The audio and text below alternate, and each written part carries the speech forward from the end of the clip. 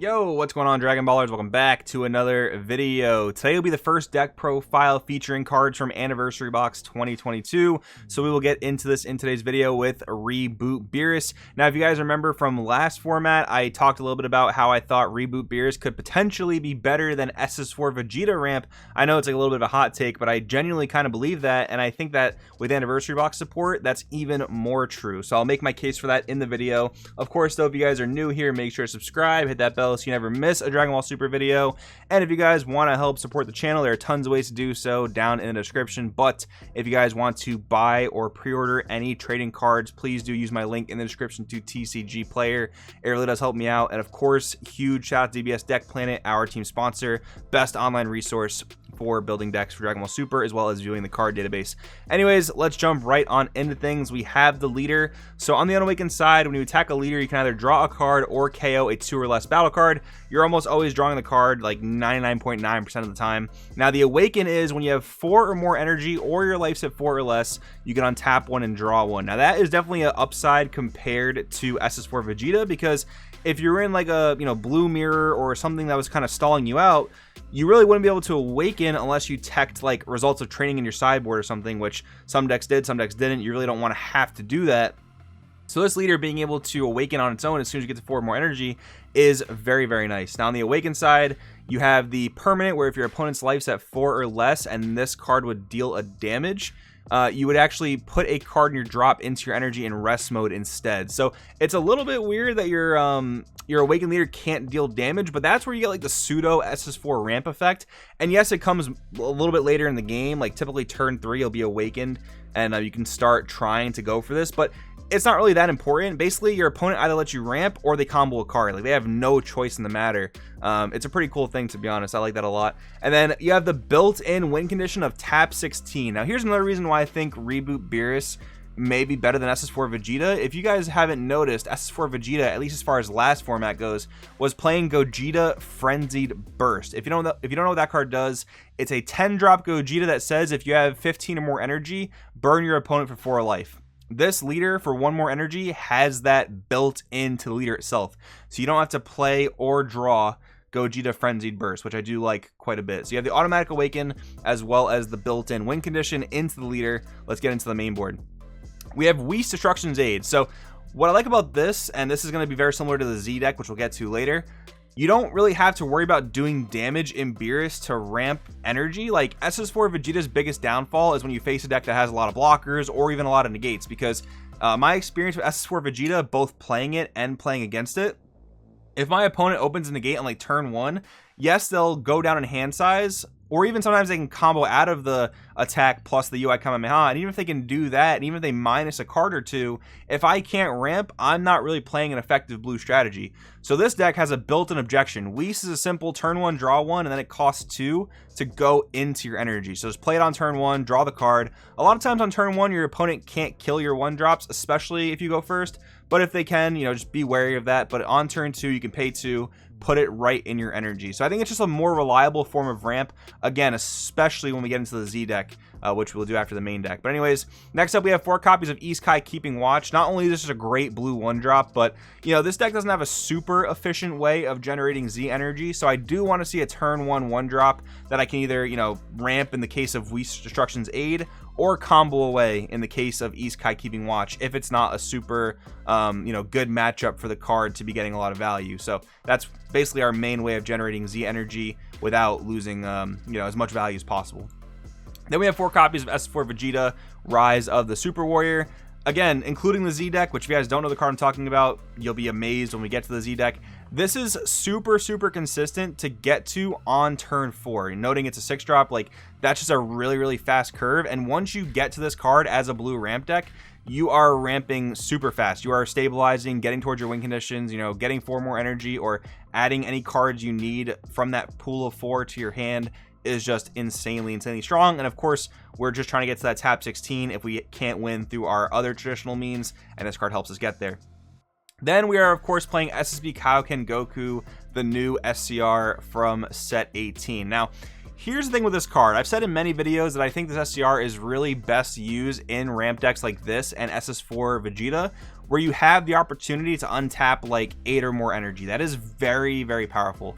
One thing I will say though, this format is very red heavy between SS4 Gogeta and Red Sin Shenron. So even though this SCR is bonkers in a deck like this, I think Hatch might be a necessity, just because again of how aggressive these other decks are. You need to make sure you're making it to your SS4 Vegeta, Rise of the Super Warrior, and all those different types of cards. So Baby Hatch might be needed at the end of the day, but this is the best type of deck for this SCR, so I wanted to include it here. And in this deck, it's even crazier because, like, you know, resolving 2 Rise of the Super Warriors gets you to that tap 16 earlier if you can manage to pull that off. So it is very good, but again, you might need the Baby Hatch for the aggro format.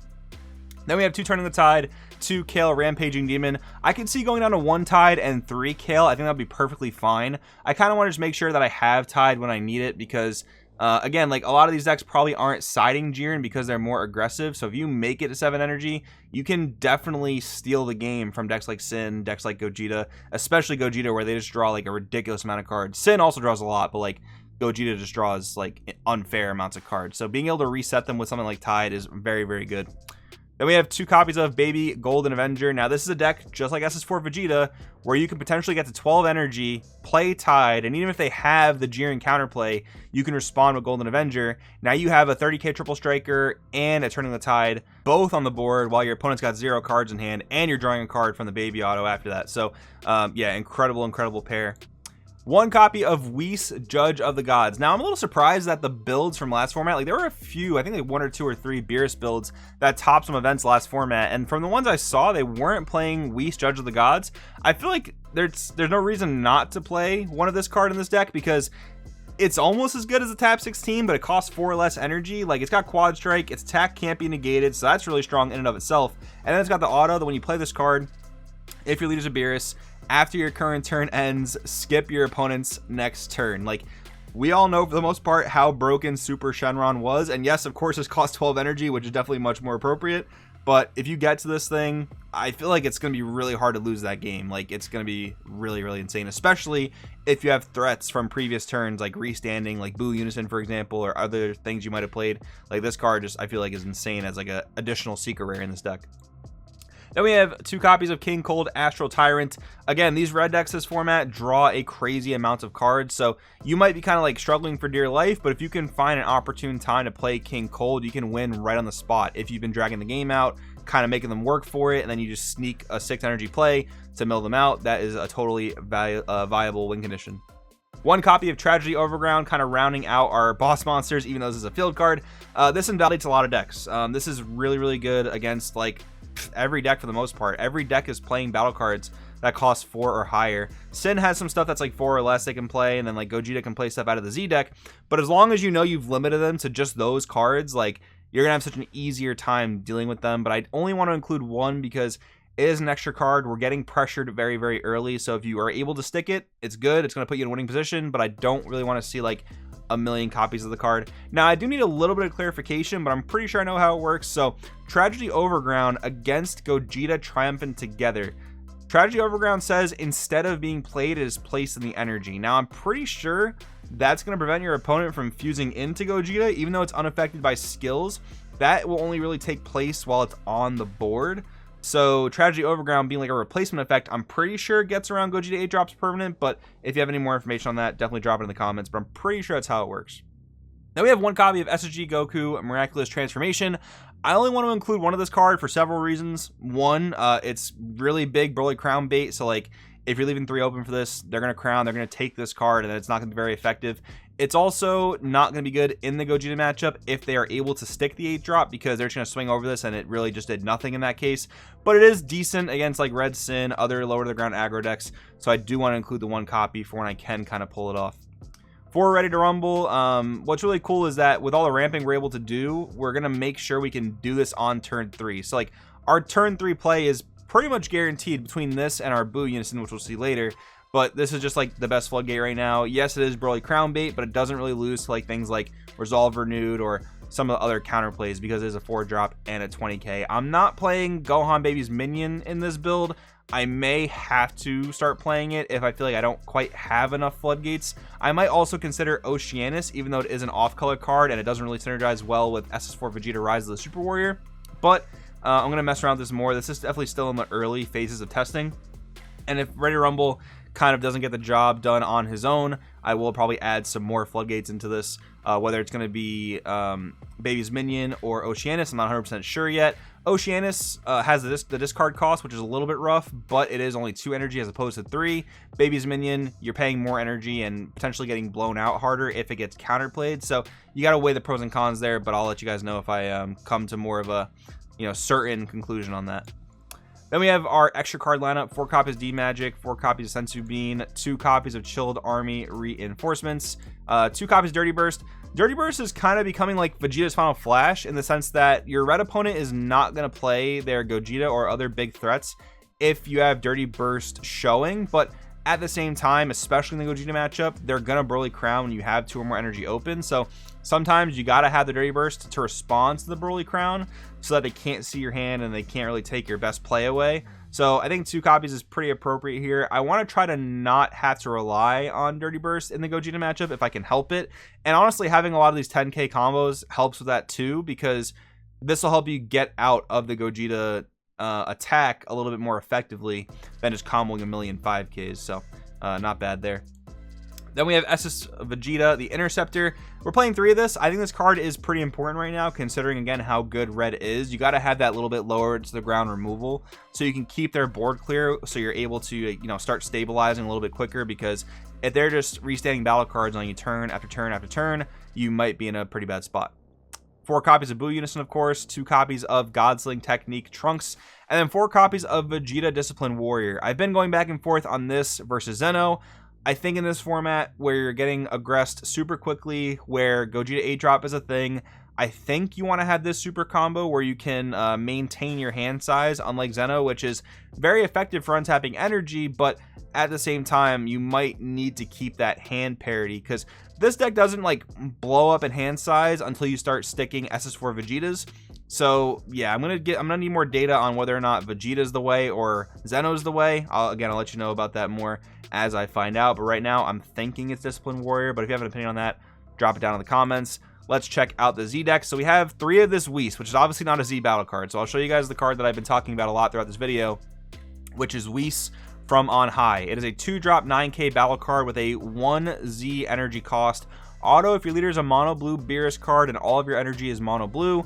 When this card is played, add up to 1 mono blue card from your drop to your energy in rest mode. So that's always going to be, if you don't have anything else in your drop area, let's just say, that's always going to be met. That requirement will always be met by the Z energy that you pay for this card. So keep that in mind. This will always be live as long as you have a Z energy. Now again, we don't have excellent ways of generating Z energy like, for example, SS4 Gogeta does.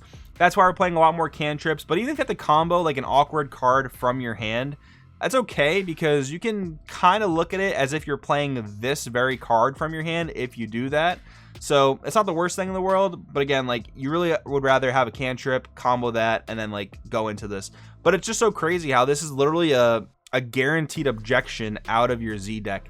That is so strong. And then of course the activate main, just solid removal as well, because you want to remove this thing from the game and get that value. You don't really care about this thing sticking around at any capacity, but it is a very, very good card for Reboot Beerus. Back into the regular things though, we have 2 Cell, we have 1 SSB Vegito, and 1 SSB Vegeta, just in case we get stuck at some awkward life total. But that's the deck, guys. Again, I need more data with this for sure. I do think this is probably in a better spot in this format than Vegeta Ramp.